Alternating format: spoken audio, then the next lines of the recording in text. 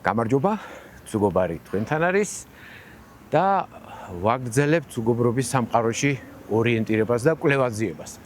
და ერთ რამეს მივხვდი ამ ბოლო დროს თუ უყურებთ გადაცემებს შეამჩნევდით რომ არა მხოლოდ ძაღლების, კატების და შინაური ცხოველების კუთხიდან ვცდილობ გავაშუქო ეს თემები, არამედ უკვე ადამიანების მხარესაც წავედი და იმ გავლენაზე ვცდილობ ვილაპარაკო, რასაც ცხოველები ახდენენ ადამიანებზე. მოკლედ როგორც ჩვენი საყვარელი თემურ ქეძბაია იტყოდა, თქვენ გინდათ რომ იქიდანაც იმას მიქნათ და მე თქვენ იმას აქიდანაც მოკლედ დღეს ვლაპარაკობთ ისეთ თემაზე, რომელიც ისეთ ადამიანებსაც აწუხებთ, ვისაც შინაური ცხოველი საერთოდ არ აყავთ. ეს არის ცხოველებისგან გამოწვეული ალერგია და შესაბამისი პროფესიის ადამიანი მოუძებნე ადამიანების ექიმი, ალერგოლოგი, იმუნოლოგი ნინო მჭედლიშვილი.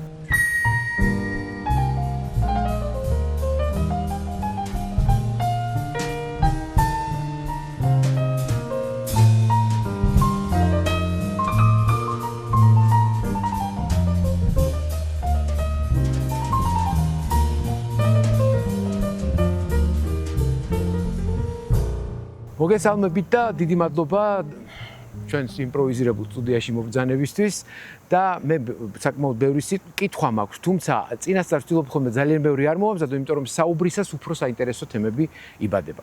მოდი დავიწყოთ ესეთი საკითხით. მე არ მithქვამს თქვენთვის წინასწარ არ გამიფრთხილები ხართ, მაგრამ ხომ არ იცით შემთხვევით თუ არსებობს რამე სტატისტიკა და თუ იცნობთ ამ სტატისტიკას, რამდენ ადამიანს აქვს შინაურ ცხოველზე ალერგია? დაახლოებით 100-დან რა პროცენტული მაჩვენებელია? საქართველოში სამწუხაროდ არ არის, თუმცა მსოფლიო სტატისტიკით დაახლოებით 10-20% არის მოსახლეობის ცხოველების მიმართ ალერგიული. აქედან უფრო მეტი წილი მოდის კატის. კატაზე უფრო ხშირად ხდება, ვიდრე ძაღლს და სხვათა შორის. ესე იგი, ალერგია შინაურ ცხოველზე. ეს რას ნიშნავს? კონკრეტულად რაზე არის ეს ალერგია? ძალიან კარგი კითხვაა, რადგან ხშირად გონიათ ხოლმე, რომ ბეწვი არის ძირითადი მიზეზი. აი ამიტომ ვკითხულობ ზუსტად. ალერგენის, თუმცა აბსოლუტურად ბეწვი უხშირ შემთხვევაში არაფერ შუაში არ არის და ძირითადი ალერგენი არის ეპითელი, ანუ ქერტლი, რაც ცხოველს სცილდება. და აქედან გამომდინარეობს, რომ მე მყოლია პრაქტიკაში პაციენტი, რომელსაც ყავდა სფინქსის ჯიშის კატა, რომელსაც აბსოლუტურად ბეწვი არ ჰქონდა, მაგრამ მაინც ჰქონდა მასზე საკმაოდ სერიოზული ალერგია მწვირის გაჭედვით თუ ყველა დანარჩენი სიმპტომით. ამიტომ ძირითადი გამავრცელებელი ალერგენის არის მაინც ქერტლი, თუმცა ასევე ნერწყვი და სხვა ექსტრემენტები შეიძლება იყოს.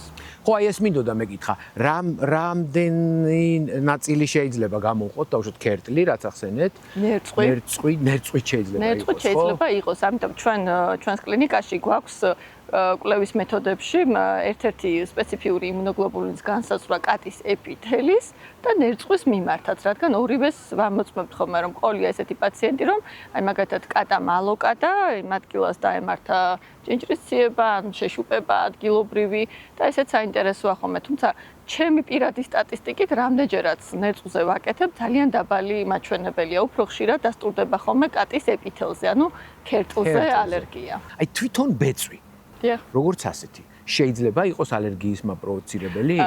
როგორც წესი, მაგალითად კატების შემთხვევაში, რადგან ილოკავენ, ნერწყვის ცილების გადატანა ხდება. როგორც ასეთი ტრანსპორტერია. ამიტომ თვითონ უშუალო ბეწვი შეიძლება არ იყოს, ამიტომ როდესაც მოდიან ხოლმე პაციენტები და აინტერესებთ, რომ ბეწვზე მინდა გამომიკვლიო, ჩვენ ესე ბეწვზე არ ვიკვლევთ. ჩვენ ვიკვლევთ მხოლოდ ეს ორი ალერგენი გვაქვს ძირითადი, რადგან სტატისტიკურად ყველაზე გავრცელებულია, რომ თუ დადასტურდა ეპითელზე, ეს უკვე უთყუარად ამბობს, რომ პაციენტს აქვს ალერგია და ამიტომ სხვა ალერგენებს აღარ ვიკვლევთ ხოლმე ამ კონკრეტულ ცხოველში. ეხლა მე შევეცდები, რაც შეიძლება გავამარტივო, ესე დავინახო ეს საკითხი. ესე იგი, თუ ადამიანის პირში, სხეულზე, თვალში, სველორწოვან გარსზე სადღაც მოხდა, აი აბსოლუტურად სტერილური ბეწვი. ეს არ გამოიწვევს ნაკლებად იქნება. ზოგიერთ შემთხვევაში ფიქსირდება როგორ არა, მაგრამ შედარებით ნაკლები შემთხვევაა თვითონ უშუალოდ ბეწვის მიმართ. ამიტომ არის რომ აი ზოგიერთი ჯიშის ძაღლს მაგალითად არ სცვივა ბეწვი ან თმის სტრუქტურის არის ხომ და ხშირად ამბობენ ხომ რომ აი მე ჰიპოალერგიული ძაღლი მყავს 100%-ით ჰიპოალერგიული კატა და ძაღლი სამწუხაროდ არ არსებობს. ეს რას ნიშნავს? ანუ შეიძლება არ ცვიოდეს ბეწვი, ანუ იმ ბეწვზე არ ქონდეს, მაგრამ ის ქერტლი მაინც გამოიყოფა და მაინც ექნება. თუმცა იყოფა გარკვეულ კატეგორიად, რომ არიან ცხოველები კატა იქნება თუ ძაღლი ჯიშების მიხედვით, რომელიც უფრო მეტ ალერგენს გამოიმუშავებს, ვიდრე დავუშვათ სხვა ჯიშის. რა თქმა უნდა, ეს შესაძლებელია, მაგრამ 100%-ით არაალერგიული სამწუხაროდ მსოფლიოში არ არსებობს. ანუ ნებისმიერზე მაინც შეიძლება ალერგიულ ადამიანს განუვითარდეს ალერგია, ამიტომ ეს მაინც გასათვალისწინებელია.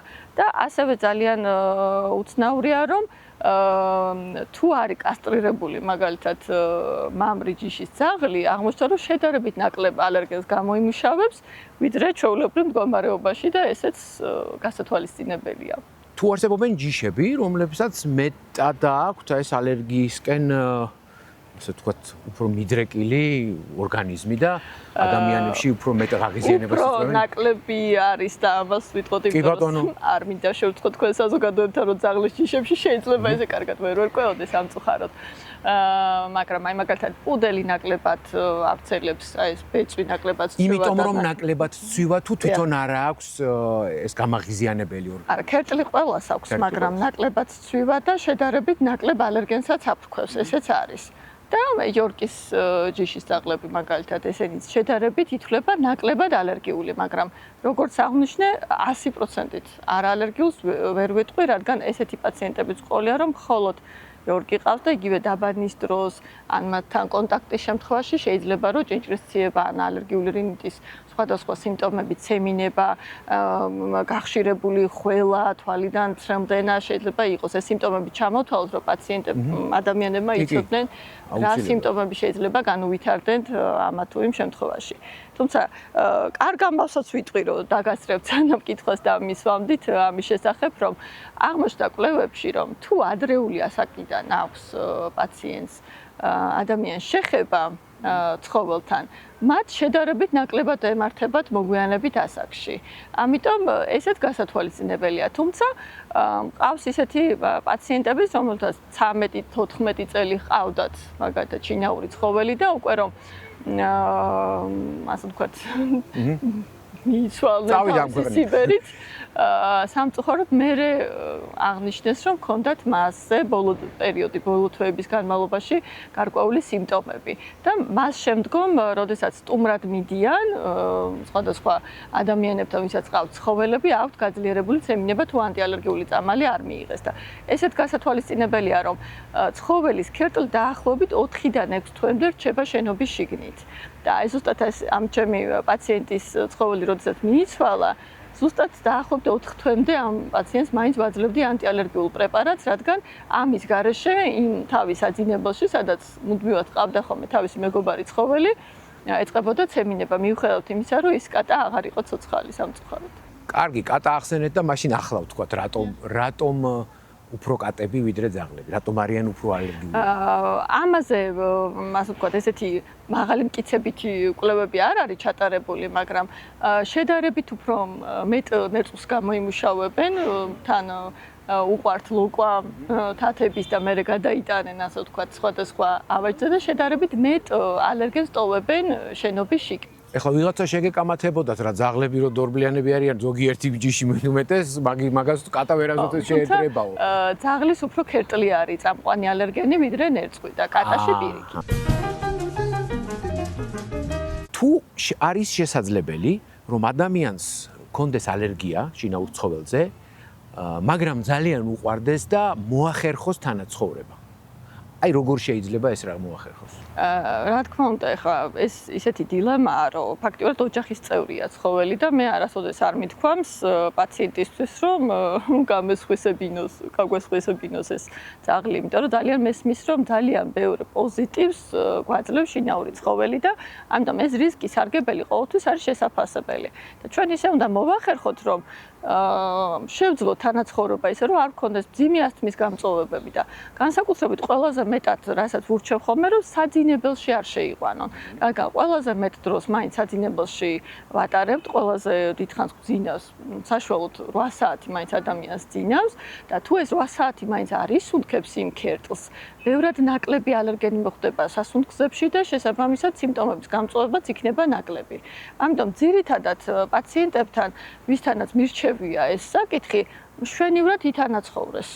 მაგრამ ყავს რამდენიმე პაციენტი, აი განსაკუთრებით თინეიჯერებში არის ხოლმე რთული მოლაპარაკება და მაინც უწევთ მაგალითად ის კატა ბალიშზე სამწუხაროდ გვიწევს მოუხსნელად ანტიალერგიული პრეპარატების მიღება, რაც მე პირადად ძალიან მაწუხებს, რადგან კი არსებობს ალერგენ სპეციფიური ჰიპოსენსიბილიზაცია, ეგრეთ წოდებული ანტიალერგულ აცარსაც ეძახიან საზოგადოებაში, უფრო ესე არის გავრცელებული, მაგრამ ცხოველების მიმართ არ არის ძალიან მაღალ ეფექტური. დაახლოებით 50%-ს გვეუბნებიან, რომ ეს თერაპია გამოიღებს შედეგს.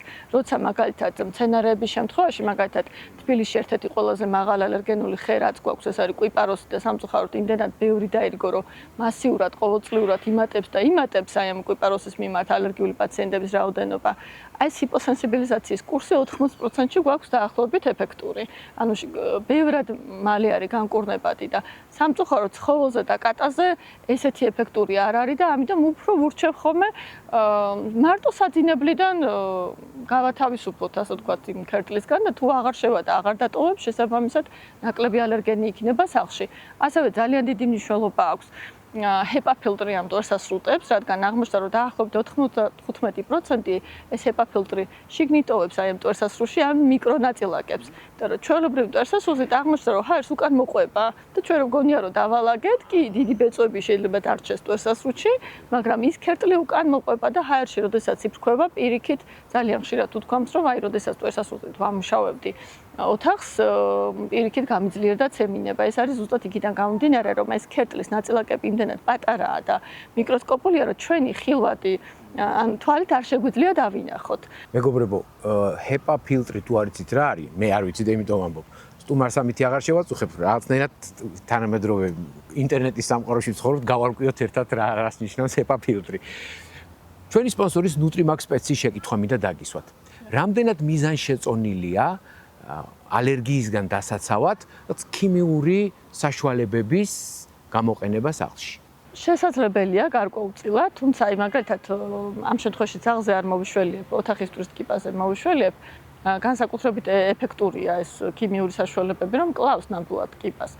მაგრამ თუ არ ირეცხება, ის მაინც მკვდარი კიპაც ისე ექსტრაქტს გამოიმუშავებს და მაინც შეიძლება რომ ალერგენი იყოს.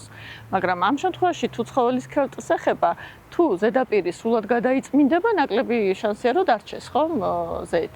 ამიტომ მაინც ჯობია რომ ისეთი ქვეშაგები გქონდეს, რაც რეცხვადია, მაგალითად აი ბალიშის შემთხვევაში ეს ბუმბული, ტრადიციული მატყლი ძალიან უყვართ ქართველებს და უმრავლესობას აქვს, მაგრამ აი რადგან ვერ ირეცხება, ალერგენების კარგი, ასე ვთქვათ, გამრავლების საშუალება.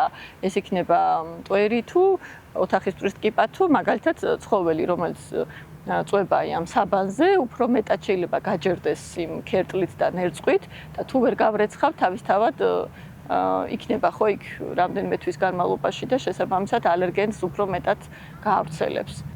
რამდენად მძიმე შეიძლება იყოს ალერგია ცხოველისგან მიღებული? რა ფორმები, რამდენად მძიმე ფორმები შეიძლება მიიღოს?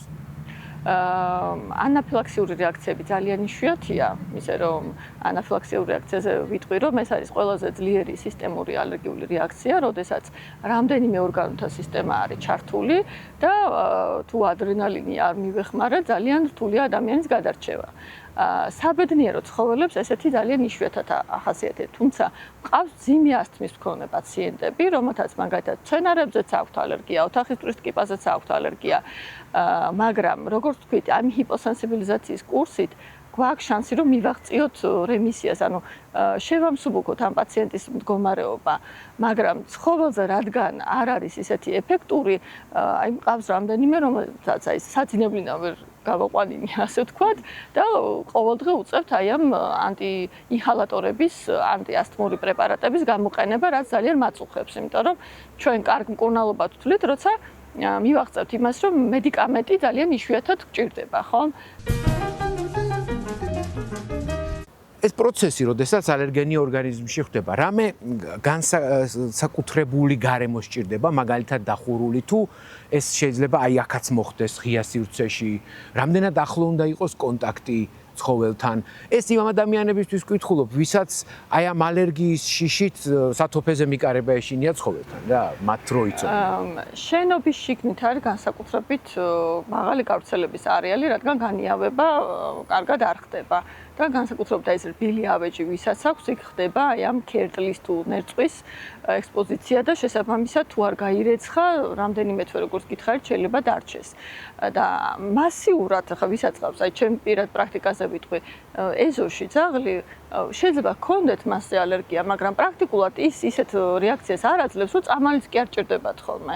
ამიტომ ესეთ გასათვალისწინებელია. რატო მაქხელა დოზას ვერ იღებს ამ ალერგენების? თან ხდება, ასე ვთქვათ, განიავება და მაღალი კონცენტრაციით ექსპოზიცია არის შემცირებული და ვეუბნები, რომ როდესაც მოეფერებით, გამოიცვალეთ ტანსაცმელი ხელი, დაიბანეთ და შესაბამისად სიმპტომები იქნება მინიმალური და ასეც ხდება ხოლმე. თქვენ რით შეგიძლიათ მიეხმაროთ ექიმები, ალერგოლოგები ადამიანს მაგალითად თუნდაც პრევენციაში. შეუძლია თუ არა ადამიანს მოვიდეს თქვენთან, შეემოწმოს, არის თუ არა მიდრეკილი ალერგიების მიმართ. რაღაც კონკრეტულ ძაღლები იქნება, ბეწვი, რაც ჩამოთვალეთ, ბეწვი, ქერტლი, ნერწყვი და ასე შემდეგ. და ამის მიხედვით მიიღოს გადაწყვეტილება.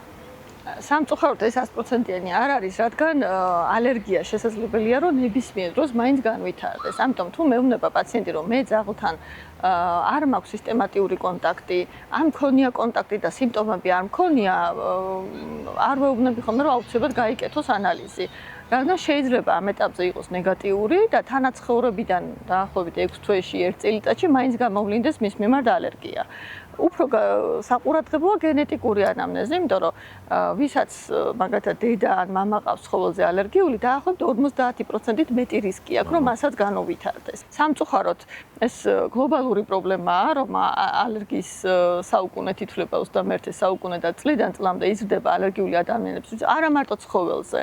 ზოგადად გარემოც ძალიან დაბინძურდა და სხვადასხვა ფაქტორები ახდენს გავლენას. ამაზეც მინდა ვისაუბრო, რომ პირიქით ჯანსაღი ცხოვრების წესი, ფიზიკური აქტივობა, სუფთა ჰაერზე ყოფნა, ოღონდ ნამდვილად სუფთა ჰაერზე და არა სააშენებლო ტვერით დაბინძურებულ და კვიპაროსების ალერგიული ტვერით დაბინძურებულ. მოდი რა ჭადრებიც მივაყოლოთ რა ჩემი ხალხი. მოდი ჭადრებს არ ვიტყვი, იმიტომ რომ ჭადარი შეცდომით გონიათ რომ არის მაღალ ალერგიული მცენარე და სიამოვნოში ესე არ არის. პირიქით მე ჭადრების ძალიან დიდი დამცველი ვარ, იმიტომ რომ კი მიუხედავად იმისა, რომ ის ბუსუსები, რასაც ავრცელებენ, ადამიანებს გონიათ, რომ ეს არის ალერგენი და მართლაც ახლა რომ მოგხვდეს თვალში, ქავლის შეგრძნებას იწვევს, მაგრამ ეს არის უკვე თესლი. ის ალერგენი რეალურად რაც დაავადებას იწვევს, იმდენად უხილავია მიკროსკოპულია, რომ პრაქტიკულად არ ჩანს. ამიტომ ჩვენ გვაქვს ასე ვთქვათ, ბიოლოგების მიერ მაღალი მტკიცებითი კვლევებით დადასტურებული სცენარების ჩამონათვალი, რომელი იწვევენ ავადობას და ავადობის გამოწვევი არის რაც უფრო დიდხანს ყვავის ის სცენარე და რაც უფრო მაღალ ალერგენული მოლეკულა აქვს იმ სცენარის ტვერს. ესეთი არის კვიპაროსის ხე, არყის ხე და ზეთისხილის ხე, რომელიც დასახლებულ პუნქტებში არ არის სასურველი რომ დაირგოს პარკებში. გაითვალისწინეთ მეგობრებო. ჭადარი ყვავის სულ 2 კვირა თავისი ასე ვთქვათ ხანგრძლივობის პერიოდში და 2 კვირის განმავლობაში იმდენ ავადობას ვერ გამოიწვევს მოსახლეობაში, რამდენსაც კვიპაროსი იქნება თუ არყის ხე. რა ვქნა, ბოდიში მაქვს მოსახლეელი ჭადრებთან მაპატივი. რამე მე ყოველთვის ვამამ მკითხვას თუ არსებობს რამე ისეთი რაც ამ თემაზე კიდევ უნდა ვიცოდეთ, უბრალოდ მე არ ვიკითხე, იმის გამო რომ არ ვიცი და რაღაცა გამომეპარა მნიშვნელოვანი, რაც აი ცხოველებიდან წამოსულ ალერგიაზე უნდა ვიცოდეთ ადამიანებმა. ჯერჯერობით კვლევის ფაზაშია, თუმცა მყავს რამდენიმე პაციენტი, რომელიც აი ამ სპეციალურ კვებას იძენენ, მაგალითად კატის საკვებს, რომელიც თუ ამ საკვებს მიირთმევს კატა, აღმოჩნდა რომ უფრო ნაკლებ ალერგენს ავრცელებს.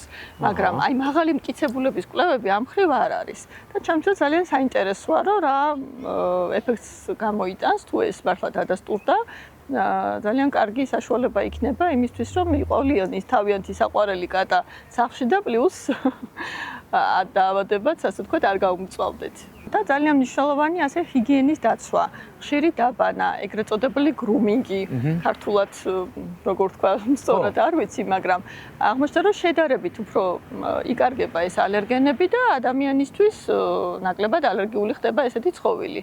თუ ხშირად არის დაბანილი და გაკრეჭილი ასე. გაკრეჭვასაც აქვს მნიშვნელობა? კი, გარკვეულწილად ის ნერწყვი ხომ სცილდება იმ ბეწვიდან. ამიტომ კარგი მოვლის პირობებში შესაძლებელია ალერგენების შემცირება. აი ბოლოს წეგან დავიჭირე უბრალოდ და არ მინდა გავმეპაროს. ესე იგი შესაძლებელია რომ მე მყავდეს ძაღლი, რომელსაც არ მექნება ალერგია მთელი ცხოვრების განმავლობაში და სადღაც ბოლოში დამემართოს მასე? დიახ, სამწუხაროდ და ეს არავის ბრალი არ არის, შეიძლება გენეტიკის ბრალიც არ იყოს. თეორია არის ესეთი, რომ ჰიგიენის თეორია, რომ იმდენად ბინძურდება დედამიწა, ამდენი ომებით, ამდენი ნაუშად სამშენებლო მტვერით, რომ ეს გარკვეულ გავლენას ახდენს, ასევე გამონაბოლქვი ახდენს ძალიან დიდ გავლენას, უფრო ალერგიული ხდებიან ადამიანები და სიგარეტის მოწევა, განსაკუთრებით ორსულებში და ადრეულ ასაკში ბავშვები თუ არიან პასიური მოწევის მსხვერპლი, სამწუხაროდ მათ უფრო მაღალი მიდრეკილება აქვთ ალერგიული დაავადების განვითარებისკენ. და თავისთავად ეხლა თუ ტურისტ კიპაზე დაემართა ალერგია, ბალახზე დაემართა, ის ცხოველი მაღალი რისკია, რომ მერე გახდეს. თუმცა კვლევები არის ჩატარებული აი ქალაქსა და სოფლად შედარება მოხდა და აღმოჩნდა რომ სოფლად სადაც ფერმებია და ეს ბავშვები ადრეული ასაკიდან ცხოველებთან აქვთ კონტაქტი, უფრო მეტ დროს ატარებენ გარეთ, მიწასთან, მზესთან, უფრო აქტიურები არიან სპორტით დაკავებულები, ბევრად ნაკლები შანსია რომ იმათ ასთმა დაემართოთ, ვიდრე ქალაქის კორპუსებში ცხოვრობს ბავშვებს. როგორც იტყვიან ხოლმე. გასაგებია, ძალიან დიდი მადლობა ნინო ექიმო, ნინო მჭედლიშვილს, ალერგოლოგ იმუნოლოგს უსმენდით და ძალიან ყურადღებითაც უსმენდით, იმიტომ რომ ერთმანეთზე საინტერესო რაღაცები გითხრა და სხვათა შორის ერთი საკითხი გააჩინა, ვერაფრით ჩაწერის დასაწყისში ვერ შეთანხმდით ქართულად გრუმინგი როგორ იქნება და იქნებ თქვენი ვერსიები შემოგვაშველოთ, რას ფიქრობთ ამ საკითხზე, როგორ დავამკვიდროთ ქართული ტერმინი. მანამდე კიდევ ერთხელ გადაგიხდით დიდ მადლობას, მადლობას გადავუხდით Nutrimax სპეცსპონსორობისთვის და რა თქმა უნდა მადლობას გადაგიხდით თქვენ რო გვიყურეთ. მოგიწოდებთ გამოიწეროთ ცუკობარის არხი, გაუზიაროთ მეგობრებს, მოიწონოთ და დაწეროთ კომენტარები. აი ასეთი სხვადასხვანაირი კომენტარებით იქნება ეს დაწერილი თუ უბრალოდ ნაკარნახევით, შემდეგ იქმნება ახალი და ახალი გადაცემები, რაც აი ესეთ საინტერესო საუბრებამდე საუბრებისკენ გვიბიძგებს მე. დიდი მადლობა, კარგად წამოდგეთ. მადლობა თქვენ.